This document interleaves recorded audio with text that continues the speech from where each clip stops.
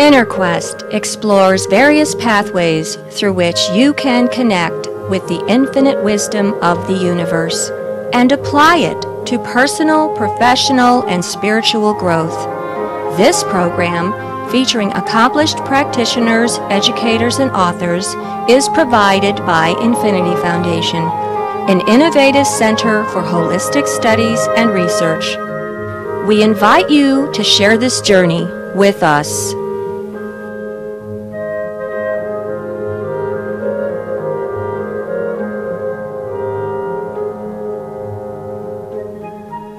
Hello, welcome to InnerQuest. My name is Jay Stone, your host for today, and our guest is Shamrock Holtz. Welcome, Shamrock. Thank you, Jay. Let me tell you a little bit about Shamrock. Shamrock has been studying and practicing the healing arts for over 16 years. Shamrock is a national certified massage and body worker, a transformational breath facilitator, and a hatha yoga instructor. Shamrock currently facilitates various Chicago workshops, primarily around the Chicago area, including breath, body, boogie, and beyond. I'm going to have to ask you about that, boogieing and beyond. So tell our audience, what is shamanic breath and shamanic breath work? Basically, what we're doing is focusing on going into some of our shadows or our dark sides that we don't always see. So we use the breath technique to bring so much oxygen into our body and into our bloodstream and activating our brain that when we bring so much light into our body, whatever is dark or hidden in the subconsciousness begins to surface up. But is there any danger about bringing too much oxygen into the body? There's different breathing techniques, and if you can breathe evenly with a strong inhale and allowing a natural relaxed exhale, that doesn't create the experience of being I'm hyperventilating, but it creates this experience of rebirthing. There's a different experience in becoming really feeling this place where we start maybe losing consciousness, when we start like too much oxygen without the release of it. So when we create a nice even inhale and an exhale, it creates a nice circuitry called a connective breath. And in that, what we're bringing into us with an inhale, we're also putting out with the exhale. So it keeps a natural cycle from hyperventilating. Okay. And by the way, you mentioned like rebirthing. Are you familiar with Dr. Stanislav Grof? Yes, yes. Yeah, I actually studied with him in the 80s. Oh, wow. Yeah. Nice. Wow. So, and for those of you who don't know, Stanislav Grof is a psychiatrist who used to use LSD, but the government came in the 60s and said you can't do that anymore. And it was legal to prescribe LSD, and he always gave the LSD in a very safe setting with doctors and nurses around, and he gave out different types of LSD depending upon what the person's problem, whether it be anxiety, depression, etc. But then he switched to breath work and actually had better results with that. You know, it's so true, because through my studies, a lot of the information that I gather is basically through my own personal experience. And what I've seen through a meditation was my pineal gland excreting fluids into my bloodstream when I was meditating, looking into my pineal gland. And I said to the pineal gland, I said, wow, pineal gland, you secrete fluid. And I paused for a moment, and the pineal gland responds, I do more than just secrete fluid, I see creation. And when I heard that from the pineal gland, I recognized that chemicals are being released out of the brain. And using breath, we have more of a conscious awareness of the amounts that we're releasing at certain times. So I feel like we're able to track the information that we get from, I believe that DMT is actually excreted out of the pineal gland. Melatonin is scientifically proven, but I also believe that a chemical of DMT is also released, which allows us to perceive the subtle realms of consciousness. Well, when we focus on our breath, we are going from focusing outwardly to focusing inwardly, and then we develop a hyper self-awareness. So we have greater self-awareness that we don't have when we're looking out at the world or driving or whatever else we're taking up our activities. And so we can understand the messages that our body's trying to communicate. I love that, Jay. Also, I feel like when we take substance such as LSDs and DMT or mushrooms outside and bring it in, sometimes if we take too much, it takes us so far out there that we lose track of ourselves. And we also start gaining so much spirit connection that we do lose focus with ourselves. And that's what all this breath is about, this breath and this body work, is to not necessarily have to go way far out there into the spirit plane, but to come deep inside our own selves. And the deeper we go inside, we start to feel these subtle layers of consciousness by coming into our body through the breath. And what happens in the breathing is that it opens up the nervous system. And I believe that the nervous system is a way that our spirit feels from inside our body. So when we're doing these breathing techniques, we start clearing out our psyche, we start clearing out our physical body, we open and expand our physical body, and we're anchoring our spirit into our body.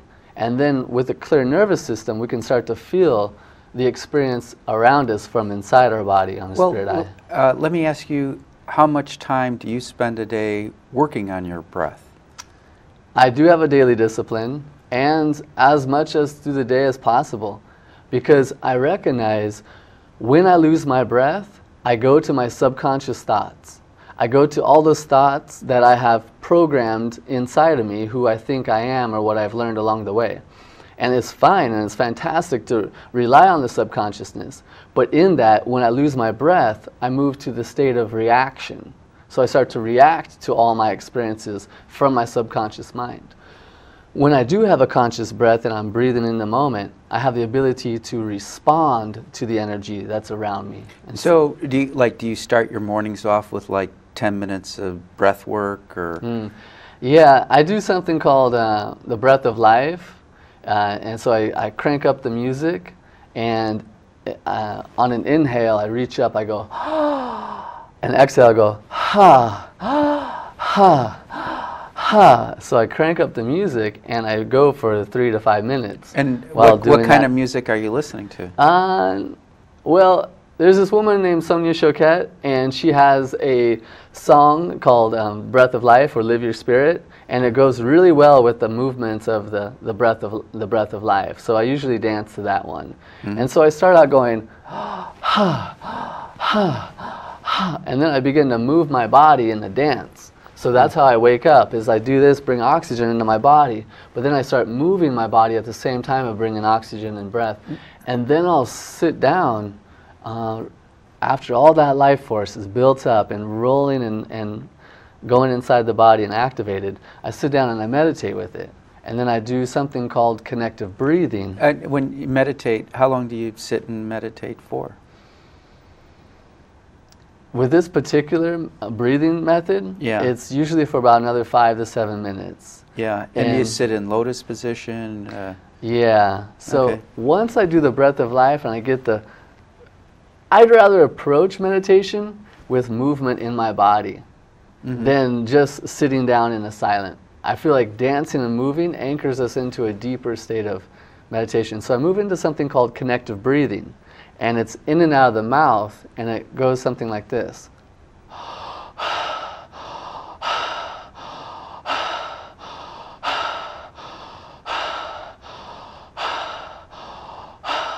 And I do that for about 100 breaths. And then I drop down. And do you count the breaths, or how do you? Yeah, usually I count the breaths. Sometimes we set it to music. So once the song's over, then I'll just take a big inhale, hold it for a little bit, exhale. Then I'll ride my meditation. I'll feel the aliveness in my body, the tingling of the nervous system, the kundalini awakening from the base of my spine, and then I sit silence with that. And what about the hands? You know, some people will say, oh, you should connect your fingers together. Some, you know, put it by, you know, the palms together, connect the thumbs by the center chakra, the hara. What nice. do you recommend? Nice, Jay. So for this particular method, or even you could, I guess you can put the palms together in like the namaste position. I love that one. The Anjali right in front of the heart. For this particular one, after doing the breath of life and then the 100 breaths, when I'm doing 100 breaths, a lot of times I actually put my fingers on the ground to the side and focus the energy to move out of my body, because I'm bringing all this oxygen in, so I want to release energy as well. So I'll send the energy to the Earth's core, because I feel like this planet that we live on, the core of her is pure fire. So she's a purifier. I feel like we come here to purify if we wish to do so. So I send the energy to her where she can easily just burn away the illusions. And then, like you had said, I go here, and then I inhale my hands up and over my head, and then I exhale them coming down. Because now, after bringing the life force into my body, through the movement and dance of the breath of life, and then using the connective breathing to really activate and open the pineal gland, releasing the excess energy that's no longer useful, then inhaling the energy up from the earth, exhaling it, we begin to encompass our own energetic field. So now that wildfire dance, life, breath, and that heavy-duty breath coming in and out of the body, cleansing it out, and then we do this, and then we open up and encompass our own energy field, so then we can drop down into the stillness and silence. Okay, and then how long will you stay in stillness and silence for? It varies. Sometimes I have a monkey mind, Jay. Sometimes it's like 5 minutes even sometimes. Sometimes it could be an hour, sometimes an hour and 15. I aim to hold it as long as I can. But I'm realizing now, Jay, for me, is sometimes my life gets really busy that I can't drop into the longer sessions. But I realize if I do the shorter sessions, say I do 5-minute meditation for like 7 times a day, I'm realizing when I do that, I come out of my subconscious mind and my reactive patterns, and I have a chance to just go back to source for a little bit. And then it's not that I'm receiving massive information or downloads from source, it's just me returning back to center. And then when I walk into life, I'm coming more from, I'm approaching it more from that space. So you are teaching a class in Infinity, and so these are the techniques you're going to teach the students that come sign up for your class? Yeah. The breath, body, boogie, and beyond is a lot of breath work, a lot of awarenesses, because each breath is like a snowflake. Each one has a whole different story behind it. So if I do the Ujjayi breath in and out of the nostrils with the constriction in the back of the throat, I'm going to be clearing my nervous system, heating my body, and cooling my mind. If I do the breath of fire, hence its name, creates a massive fire inside the body and elevates the energy. So I give several different techniques and ideas of breathing patterns so that people can apply them into their life. Like say when I'm coming here, if I'm low in energy or something, I would move into the breath of fire to activate myself so I could show up to the moment with that life force. If I had too much energy, I would use the Ujjayi to Now, cool down. where does the boogie come in? You mentioned how you dance. Is that where the boogieing comes in? It does, yeah. After we do, nice, Jay. After we do the breathing and we do stretching, we exercise the spine in all directions. The spine is such a key component for our health. So we focus on exercising the spine. And then we talk about where we are in this time after we're done stretching and after we're done breathing, so we can all relate on that plane of consciousness. Then we begin to dance our spirit into our body even more. So either A, we'll dance through our chakra system. So we'll give ideas, the songs that relate to each chakra as we begin to awaken our third eye and we begin to express ourselves by looking inward. Yeah. Or we might even dance our emotions out.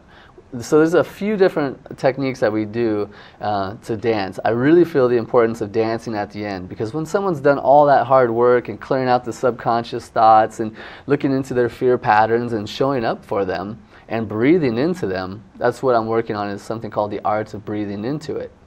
Breathing into whatever we're experiencing into this moment, and or into it, like I-N-T-U-I-T, into it. So whenever we breathe into something, we become intuit to it. So once someone's done their hard work, I really feel like it's time to celebrate. And I feel like that's for us here on Earth right now, we're all going through such, we're all we're all looking at things right now and helping us to go through the birth canal. And now, you mentioned, I read your bio, you're a massage body worker. When you're working on with your clients, I assume you're touching them when you're doing your massage work? Yes, definitely. Yes. Do you know notice like a shift in your clients' breathing patterns? You can feel like a shift in their like muscular tension while you're helping them. I assume while you're massaging people, you're working on your own breath and working on the breath. You want to talk a little bit about that, like kind of like the symbiotic breathing we have with other people? Yeah, thanks. Or especially you, who actually has physical contact with your clients. Yeah, thanks, Jay. Yeah, it's important because when someone will come in and most likely they'll be high-strung, they're driving, the tension and stress. So we do some breathing to calm things down. And then when we get to the body work, I do recognize that someone, their body is tense and they're stressed, but most of the time, once they get touched, they can relax. They start to relax. And so when we have them relax and then we start going deeper into the tissues are holding memory inside the body. So the body is holding memory. So if we can use our breath to anchor ourselves into the present moment, we can actually see what patterns are coming out of us when we're in those states of meditation. So we're pulling thought forms and energy that's inside the body out of the body. And if I lose my breath doing this, I really had a tendency of taking on their patterns. Like I would be thinking thoughts like, what? I've never had this thought before. And I'd realize when I stop breathing, I become absorbent to the experience. But if I keep my breathing, whatever's being released comes through me and moves out. Now, I know there's different types of massage, like shiatsu and Swedish massage, etc., Thai massage. What particular massage do you practice, or you just use like eclectic from the various teachers, cultures you studied with? Thank you. Yeah, I studied in Thailand, so I had Thai massage, reflexology, craniosacral, Esalen, Swedish, deep tissue, shamanic, breath. I've been studying the healing arts since '97, so different modalities, Reiki, and I went to a lot of different schools. What led you into the healing arts? As a Cancerian sun sign, I've always been feeling a lot of things, and I just have that natural nurture to me.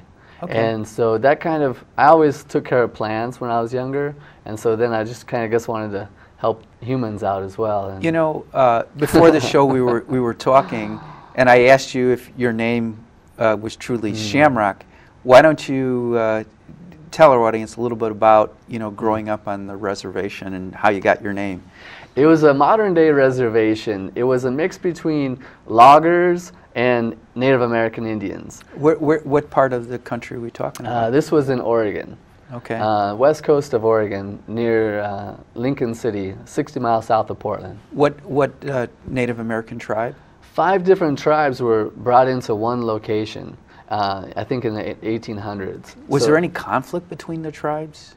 You know, like you have like conflicts between gangs here? Yeah. By the time I came into play, they had pretty much merged into something called the Confederate Tribes of Grand Ron. So, yeah, it was more of, the essence was lost for a while there, and now the essence is coming back. They really have established themselves in the community and really are doing a lot of good things for a lot of people. Well, how does a white American end up in a Native American tribe? It was not so much a part of the tribe as like living, I was influenced by them a lot, growing up with part Native Americans and white Irish folks. and white folks and white folks. And so I was taught a lot of Lakota tradition and was living in a teepee for a while, and that's in fact where I was given my name. In a dream space, the Native Americans came to me and said, in our culture, when you take on a new consciousness and you evolve out of something of old, we take on a new name in our culture. Did you want a new name? And I said in my dream, yeah, I would love to. And so the next morning I woke up in my teepee and I just heard Shamrock, and for the whole rest of the day it was Shamrock. It was just coming through, and so it makes sense, and it works for me. I feel the essence of the name that I can carry, and it's a part of me that I wasn't before. Well, isn't Shamrock like good luck? It is, yeah. It stands for abundance and luck, the Trinity, the mind, body, and spirit. But it's also one part of that I'm trying to shake off is this rebel side, because I believe that the Celtic would wear it when they'd rebel against the Roman Catholic Church. So I think it's a really rebellion style too, and I don't think rebellion is as important as joining into something, as owning your own power in that present moment. Or uniting with spirit through the breath, or through some healing art practice or service or whatever else you choose. Yeah, I feel like the diaphragm muscle is a muscle that is located right here, and it's shaped as an umbrella. And so when we inhale, it goes like this. And so the umbrella comes down, and it sucks air from outside of us into our body. And then when we exhale, it goes.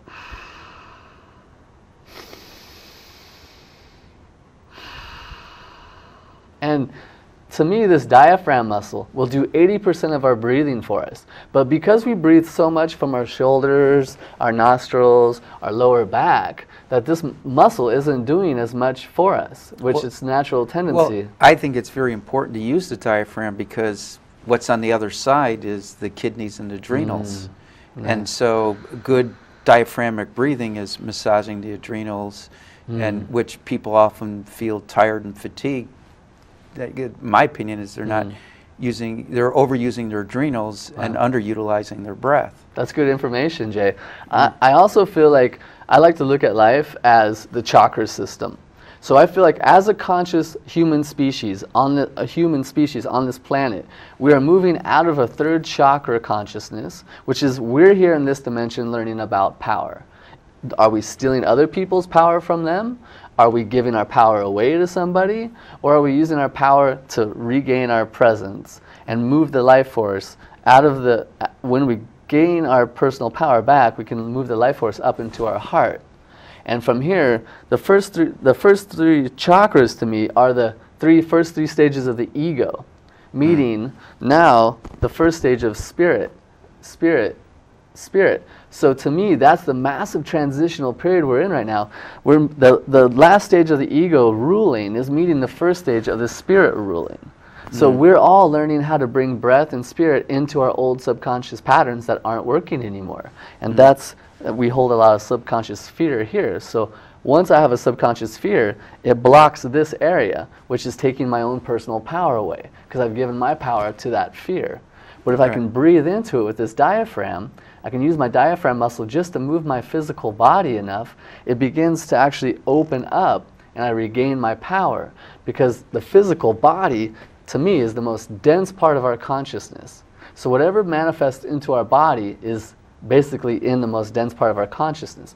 So with this breathing, with the diaphragmatic breathing technique, when we have a fear here and we go to our subconscious mind and our reactive states of being, if we can just breathe, simply breathe by using our diaphragm, we start loosening this whole area up. So I believe when we release it out of the physical body, it ripples out through the mental, the emotional, and the spiritual planes.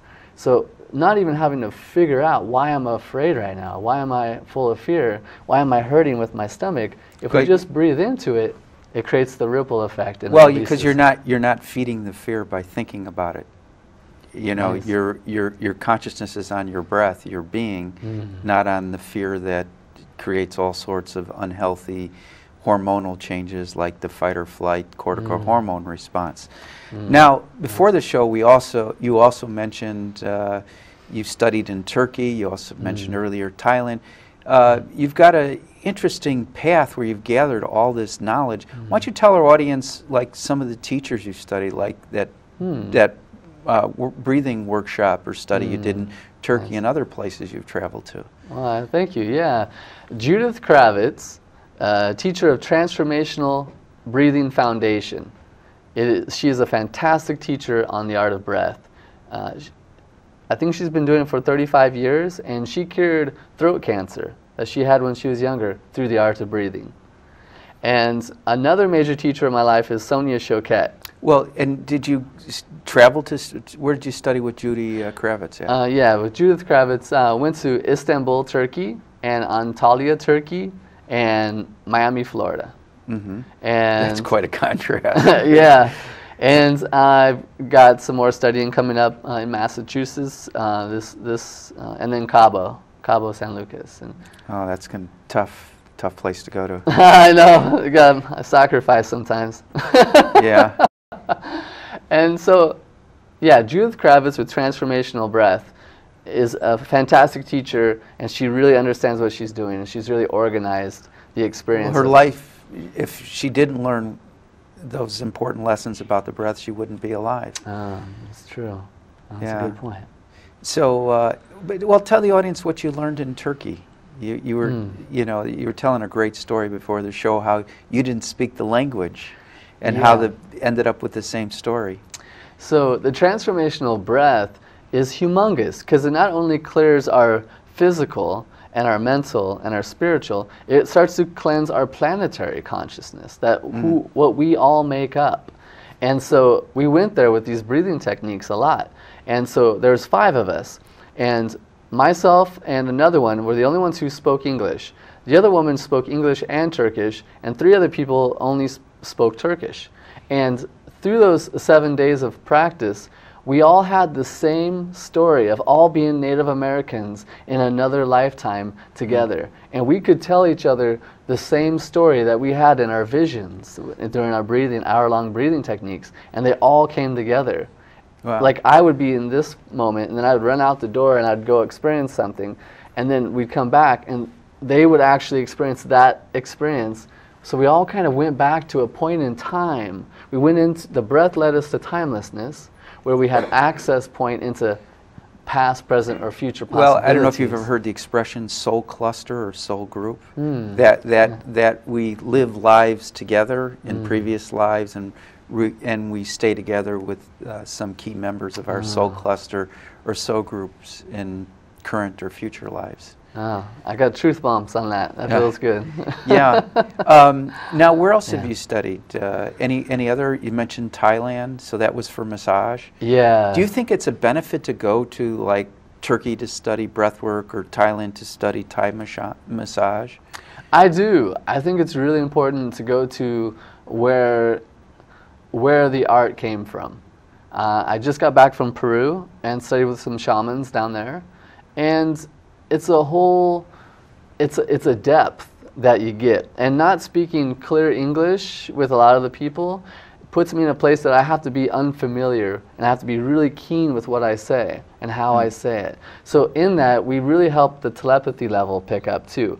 I remember before the ceremony, I couldn't even understand any of the words of my shaman. He was speaking Spanish, and I'm very un poquito with Espanol. And so I could barely pick anything up. But after having a ceremony and a shamanic journey with him, the next morning we would talk, and I would understand what he was saying, which was... I would say this, is that when you have experience like a religious experience or cosmic experience, transcendental experience, it defies words. You know, it doesn't matter what English or Spanish or Turkish. It's beyond words. I'm sorry, Shamrock, we're all out of time. Oh, but I really enjoyed meeting you. For more information about Shamrock, Infinity Foundation, Inner Quest Talk Show, find out about Shamrock's workshop, stay tuned to the credits at the end. Until next time, wish you good health, good spirits, and good fortune. Thank you, Shamrock. Bless you, Jay. Thank you. Bless you.